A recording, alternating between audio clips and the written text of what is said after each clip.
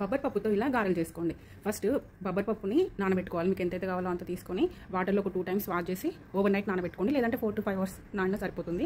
తర్వాత వాటర్ ఏం లేకుండా మిక్సీ చేసుకోవాలి. అందులో మీ కారానికి సరిపడా నేనైతే ఒక 10 వరకు వేస్తాను మిర్చి వేసుకున్న తర్వాత ఒక 10 to 12 వెల్లిపాయలు అండ్ ఒక 2 spoons జీలకర్ర యాడ్ చేసుకోవాలి. అన్నీ యాడ్ చేసుకున్న తర్వాత ఫస్ట్ ఇది మాత్రం థిక్ పేస్ట్ లాగా పట్టుకోవాలి స్మూత్గా. రిమైనింగ్ది కొంచెం బరకగా చేసుకున్నా బాగుంటుంది.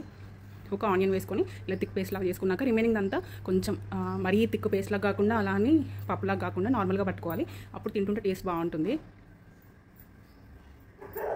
అండ్ నేను తర్వాత ఒక పిరికడ వరకు నార్మల్గా పప్పు కూడా యాడ్ చేశాను. తింటుంటే బాగుంటుంది. అండ్ తర్వాత ఇందులో టేస్ట్కి సరిపోయేంత సాల్ట్ యాడ్ చేసుకొని కరివేపాకు యాడ్ చేసుకోవాలి. కరివేపాకు వేసుకున్నాక కొత్తిమీర కూడా వేసుకోవాలి. అండ్ మీ దగ్గర పాలకూర ఉంటే పాలకూర కూడా యాడ్ చేసుకోండి, సూపర్ ఉంటుంది టేస్ట్. ఇవన్నీ వేసుకొని మంచిగా కలుపుకోవాలి.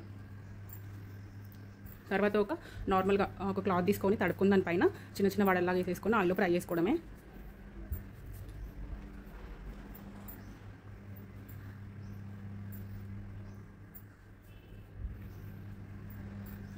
ప్యాన్ పెట్టేసుకొని ఆయిల్ గారెలు మునిగేలాగా ఆయిల్ పోసేసుకొని గోల్డ్ కలర్ వచ్చే వరకు ఫ్రై చేసుకోవాలి. మీలో ఎంతమందికి తెలుసు బొబ్బరి పప్పు గారెలు? మా సైడ్ అయితే చాలామంది చేసుకుంటారు. బొబ్బర్లతో కూడా చేసుకోవచ్చు. నేనైతే ఊరికి వెళ్ళినప్పుడు బొబ్బరి పప్పు కొనుక్కొచ్చుకుంటాను. సో బొబ్బరి పప్పుతో చేశాను. ఇప్పుడు నార్మల్గా మనకి బయట షాప్లో బొబ్బర్లు దొరుకుతాయి కదా, వాటితో కూడా చేసుకోవచ్చు. అండ్ ఇలా అన్ని రౌండ్గా చేసేసుకొని గారెలాగా డీప్ ఫ్రైకి సరిపోయేంత ఆయిల్ పెట్టేసుకొని ఆయిల్ కొంచెం హీట్ అయిన తర్వాత అందులో వేసేసుకొని గోల్డెన్ కలర్ వచ్చేంత వరకు ఫ్రై చేసుకోవాలి. అండ్ ఇవి చికెన్ మటన్లో అయితే అదిరిపోతాయి టేస్ట్.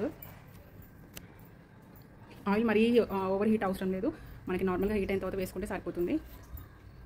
అండ్ మీకు వీడియో నచ్చితే లైక్ చేయండి, షేర్ చేయండి, మీ ఫ్రెండ్స్ అండ్ ఫ్యామిలీ మెంబర్స్కి కూడా షేర్ చేయండి. And thanks for watching. Bye bye.